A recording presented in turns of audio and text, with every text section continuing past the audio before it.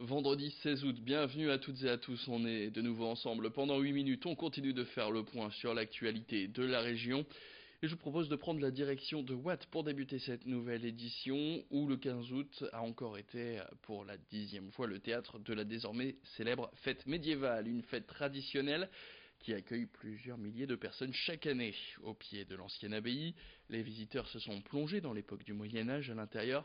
Ils ont pu retrouver des forgerons, des ateliers de tissage ou de poterie, mais également des démonstrations en armure, de joutes à cheval ou à pied, d'armes de jet ou encore de fauconnerie.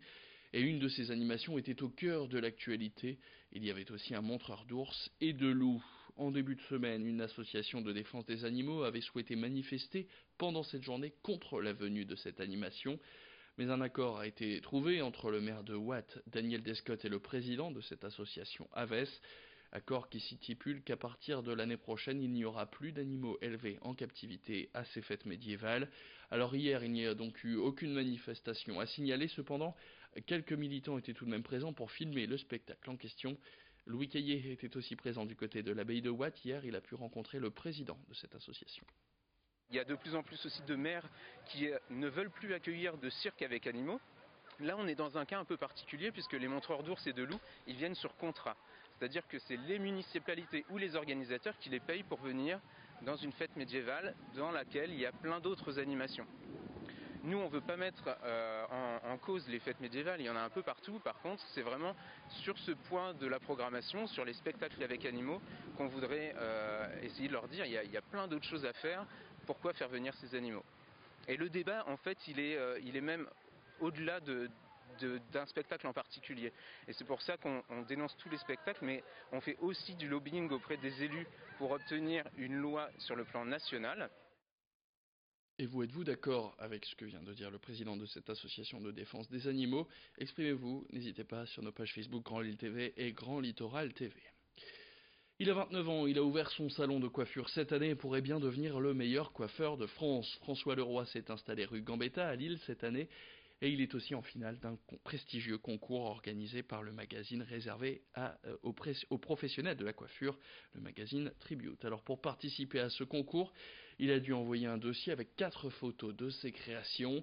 Les dossiers sélectionnés sont ceux dont les photos pourraient figurer sur ce magazine de papier glacé.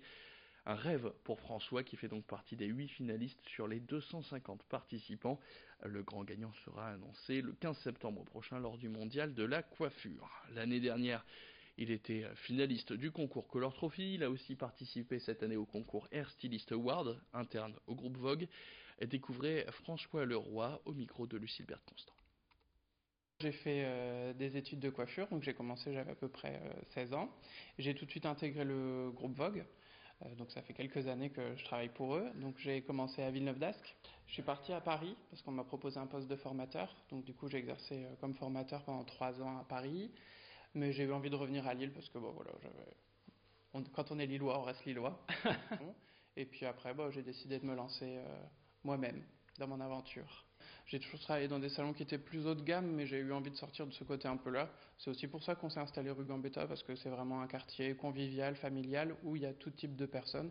Donc du coup, c'est vraiment la cible du salon, c'est vraiment tout le monde. Je n'avais pas envie d'avoir une clientèle haut de gamme, enfin je voulais être accessible à tout le monde, parce que tout le monde doit avoir le droit de se faire coiffer. Donc, Vous avez peut-être participé au concours de brouette humaine qui a eu lieu sur la plage de Malo-les-Bains, au concours de crachat de noyaux d'olive ou encore au tournoi de Shifumi. Les concours les plus originaux attirent de plus en plus de monde et il y en a de plus en plus organisés, notamment cet été. Cette fois à Lille, ce week-end, c'est un concours de CAPS qui attend les clients de la base arrière. Alors pour ce jeu, si vous ne le connaissez pas, il faut 2 participants qui s'affrontent, chacun avec une canette de bière posée devant lui. Sur le goulot de celle-ci, une capsule retournée et c'est un jeu d'adresse et de précision, puisqu'avec une capsule, il faut faire tomber celle posée sur la canette de son adversaire. Un jeu particulièrement bien connu des trentenaires. Ce concours, il est donc demain soir à la base arrière, ce sera en 4 points gagnants. Évidemment, l'abus d'alcool est dangereux pour la santé, à consommer avec modération. Présentation de ce jeu et de ce concours par Johan Bollier, il est le gérant de cette base arrière avec Lucille-Bert Constant. On doit se démarquer aujourd'hui, c'est important de proposer une nouveauté aux gens. Venir dans un bar pour boire un verre, tout le monde peut le faire, tout le monde peut aller n'importe où, c'est plus ou moins la même chose, on est tous quasiment du même niveau. Après on doit se démarquer sur notre savoir-faire, mais on doit aussi se démarquer sur ce qu'on peut proposer, ce qu'on peut faire pour les gens. C'est-à-dire que moi aujourd'hui, c'est pour ça que je peux proposer ce type d'événement, c'est vraiment pour aujourd'hui voir autre chose de différent en fait. C'est un lieu de vie, donc je pense que c'est important, on n'est pas juste ici pour boire et se regarder dans le blanc des yeux, on doit aussi participer, profiter, échanger, découvrir avec les gens. Ce qui est intéressant avec les jeux, c'est que justement ça rapproche naturellement en fait.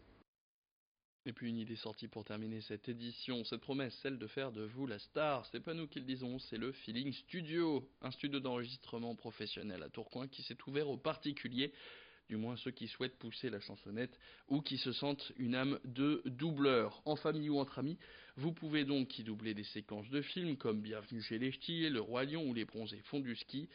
Et il est aussi donc possible d'enregistrer des chansons avec vos propres paroles pour faire une surprise, un anniversaire ou pour un mariage.